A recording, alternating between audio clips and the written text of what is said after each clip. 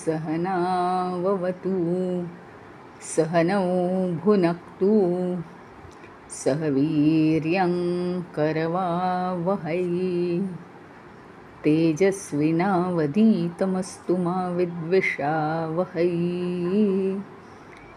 ॐ शान्ति शान्ति शान्तिः।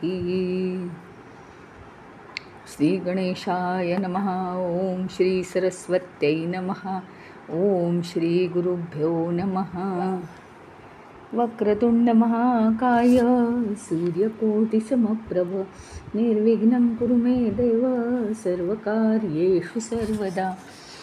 या कुंदेन्दु तुषारहारधवला या शुभ्रवस्त्रावृता या वीणावरदण्डमण्डितकरा या श्वेतपद्मासना या ब्रह्माच्युतशङ्करप्रभृतिभिर्देवैः सदा वन्दिता सा मां पातु सरस्वती भगवती निःशेषजाड्यापहा। गुरुर्ब्रह्मा गुरुर्विष्णु गुरुर्देवो महेश्वरः गुरुरेव परं ब्रह्म तस्मै श्री गुरवे नमः।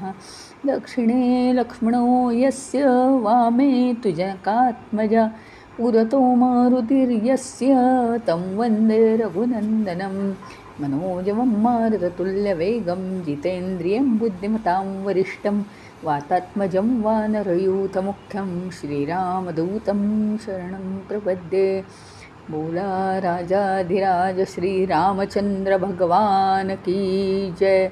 पवनसुत हनुमान की जय। उमापति महादेव की जय। बोलो भाई सब संतन की जय। श्री सद्गुरुनाथ महाराज की जय। मंगलमूर्ती मोरया। आज आपण आपलं राहिलेलं हनुमानाचं एक ते अर्धवट राहिलं होतं ना आपलं हनुमानाचं मंदिर, तर तेच सांगते मी आत्ता। काय आहे माहिती का, तामिळनाडू राज्यामध्ये नमक्कल नावाचं गाव आहे। त्या नमक्कलमध्ये हनुमानाची सगळ्यात उंच मूर्ती आहे भारतात। 18 फूट उंच आहे ती मूर्ती। ज्यावेळी हनुमान संजीवनी वनस्पती घेऊन येत होता तेव्हा परत येत असताना पवित्र अशी जी गंडकी नदी आहे त्याच्यामध्ये तो स्नान त्यांनी केलं आणि त्याला तिथे एक त्या नदीमध्ये शाळीग्राम दिसला। शाळीग्राम गोल गरगरीत काळा दगड असतो गोट्याच्या रूपात आणि तो देवच आहे असं त्याला वाटलं, कारण त्याच्यामध्ये नृसिंह आणि रंगनाथ या दोघांची मूर्ती एकत्र कोरलेली होती।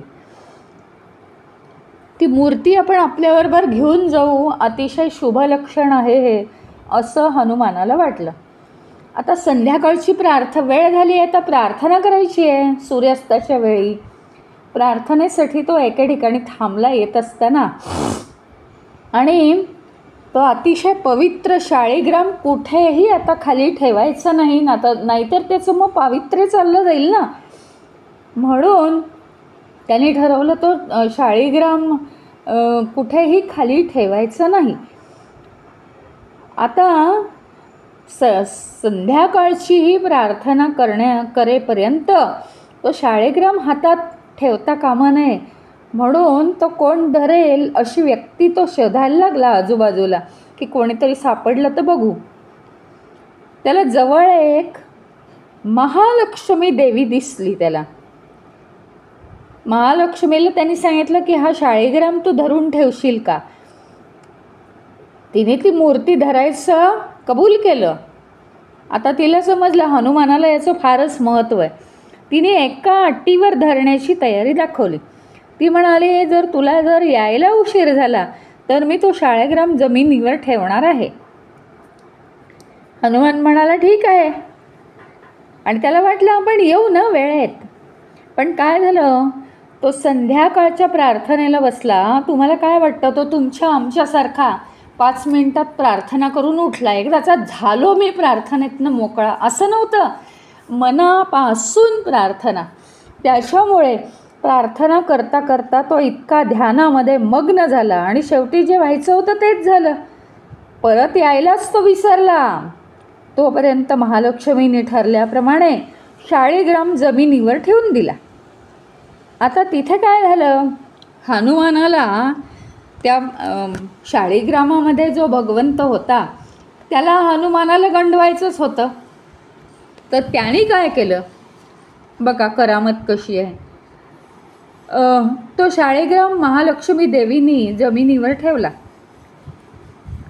शाळीग्रामाच्या इथे जिथे तो ठेवला तिथे एक मोठा पर्वत तयार झाला आणि हनुमानाने सगळी शक्ती लावली. काही नाही, आपली परीक्षा आहे ही, उचलू आपण पर्वत. एरवी हनुमान पर्वतच्या पर्वत उचलायचा, आपल्याला माहिती.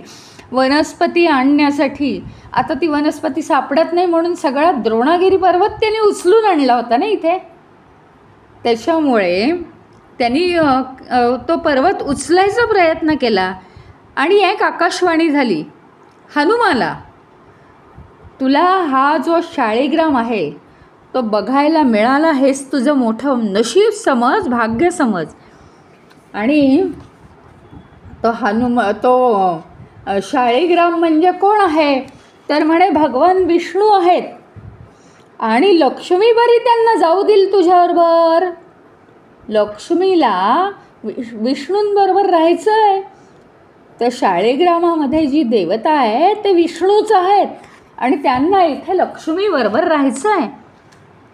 त्याच्यामुळे इथेच राहून लक्ष्मीचं म्हणणं ऐकण्याची विष्णूंना इच्छा आहे आणि तुझ्यावर भगवान प्रसन्न आहेतच.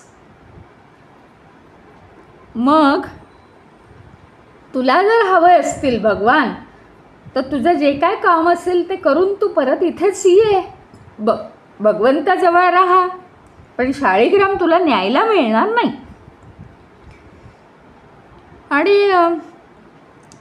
हे ऐकून हनुमानाला आनंद झाला, चला निदान आपल्यापासून दूर तर जात नाही आहे भगवंत. आणि मग नृसिंहदेव, विष्णू आहे नृसिंह रूपात आहेत त्या शाळीग्राममध्ये, आणि लक्ष्मी यांची मनापासून प्रार्थना केली की उद्या लक्ष्मीला तो ठेवायला दिला होता ना हातामध्ये, म्हणून तिची पण प्रार्थना केली त्यांच्याबरोबर. आणि तो तिथून निघून गेला, कारण त्याचं कार्य होतं तिथे, त्याला त्याचं कर्तव्य होतं लक्ष्मणापर्यंत संजीवनी आणून पोहोचवण्याचं. मग नंतर भगवंतांनीच त्याला आशीर्वाद दिला आहे की जिथे श्रीराम लक्ष्मणाला महिरावण पळवून नेईल तिथे तू जायचंस आणि तुला यश मिळणार आहे. म्हणून महिरावणाचा पण वध केला तो सुद्धा त्या नृसिंह देवांच्या आशीर्वादानेच.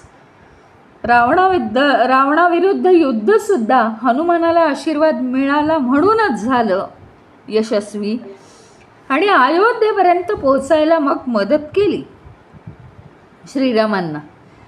श्रीराम अयोध्येला पोहोचले बरं का, तोपर्यंत हनुमान त्यांच्याबरोबर होता आणि सगळं झालं कार्य. तो अभिषेक श्रीरामांचा झाला, वानरांबरोबर तो होता वगैरे सगळं ठीक. तिथून पुन्हा त्यांनी लक्षात ठेवून नृसिंहाची सेवा करायला तो त्या ठिकाणी गेलाय. आणि काय झालं, त्याला आता तो शाळीग्राम सापडेच ना. तो शाळीग्राम, तो पर्वत तसेच्या तसे तिथे उभे आहेत बरं का. पर्वताच्या खाली शाळीग्राम कुठं आहे, आता एवढासा शाळीग्राम तो कसा शोधणार. तर शाळीग्राम पर्वताच्या मध्यभागी उभा होता आणि तो नृसिंह रूपात उभा होता. पर्वताच्या मध्यभागी तो उभा होता. आणि काय झालं माहिती का, जिथे तो शाळीग्राम ठेवला होता तिथे तो उभा होता. पण जी जमीन आहे, ज्याच्यावर पर्वत आला की नाही, तर जमीन आणि पर्वत याच्यात अंतर होतं बरं का. जमीन आणि पर्वत याच्यामध्ये अंतर होतं. हनुमानाला काही ते दिसे ना. मग हनुमानाने काय केलं, असं पर्वताच्या मध्यभागी उभा आहे तो. मोठा पर्वत, त्याच्यावर तो मध्यभागी उभा आहे. हनुमानाला काही आता वर चढायचं नव्हतं. त्या पर्वतावर जिथे त्या नृसिंह देवाचे पाय आहेत तिथपर्यंत हनुमानाने आपला आकार मोठा केला आणि त्या चरणांवर डोकं ठेवलेलं आहे. त्यामुळे आज जर आपण तिथे पाहायला गेलो, तामिळनाडू जिल्ह्यामध्ये, तामिळनाडूमध्ये, तर तिथे आपल्याला असं दिसेल की नृसिंहाचे पाय आणि हनुमानाचे डोळे एका सरळ रेषेत आहेत, एकाच उंचीवर आहेत. आणि सतत हनुमान त्या नृसिंह स्वामींचे चरण बघतो आहे आणि त्याच्या भक्तीमध्ये तो रममाण झालेला आहे. असं हनुमानाचं वैशिष्ट्य आहे. हे आपली गोष्ट त्या दिवशी अर्धवट राहिली होती म्हणून आज मी पुन्हा घेतलेली आहे.